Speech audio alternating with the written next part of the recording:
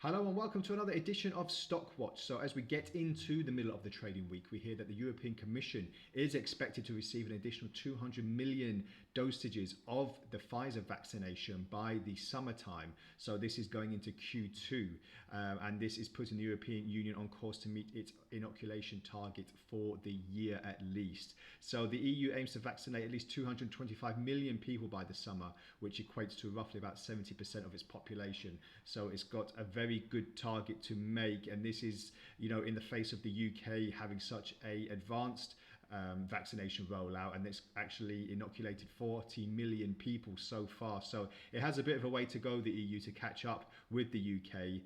Obviously, they're not they are still neighbours, but not in the European Union anymore. And this comes as its main rival against the fight of COVID-19 has had some worrying news in recent days, and this is as Germany, France, and a host of other European nations have paused the use of AstraZeneca's vaccination over blood clot concerns. So we'll just have to wait and see if that's going to restart again and how badly damaging it's going to be for Pfizer's main rival. And just keeping you updated with the vaccination rollout, Johnson & Johnson have been in the headlines as well. So since their approval on the 27th of February this year from the FDA, it has a steady rollout across the United States, but due to limited supply, the rollout has been very slow, but it is steady. So it is actually reaching certain states just in, a slower time frame. And due to limited supply, this is the main reason. But the added bonus, as I said before in previous Stockwatch videos, is that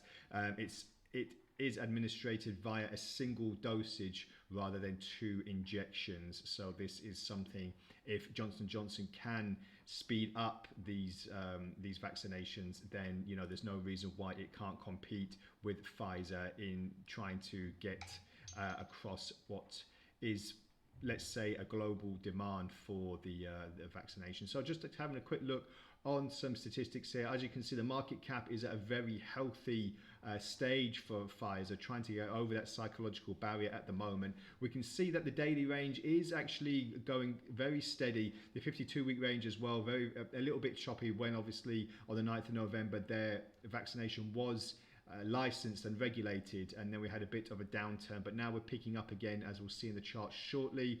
And Pfizer in the last session just closed short of $36, marking a 1.19% move to the upside.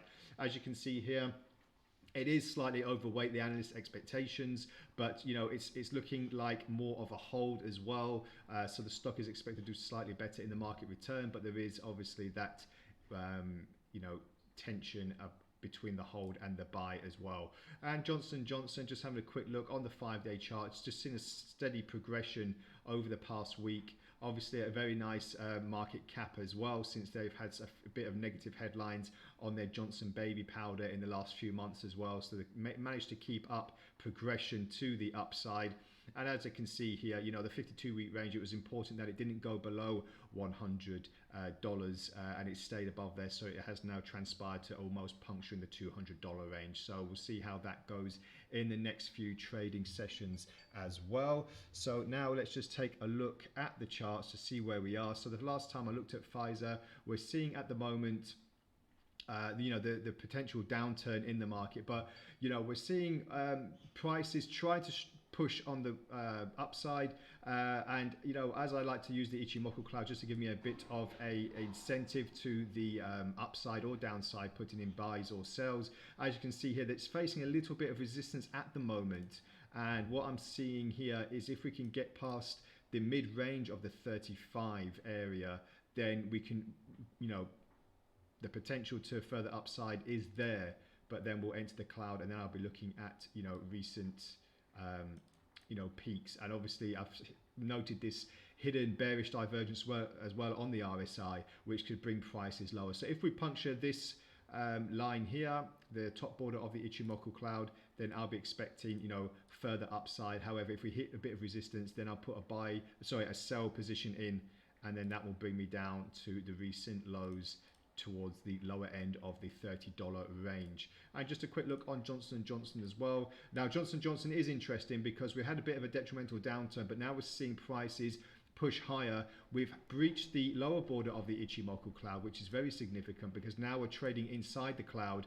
I'm looking now, I've already put a buy position in, and I'm looking to see if that's going to actually push higher to go to probably about the mid 160 range, 165, and that will keep me having a buy position until then. So just certain things to look out for in the pharmaceutical industries in the next few trading days, just to see what the headlines are and what they'll bring. So that's all from the Stock Watch today. Thank you very much for joining me. If you have any comments or queries, please feel free to add them to the post, and I'll get back to you as soon as possible. Have a great trading day ahead, and bye for now.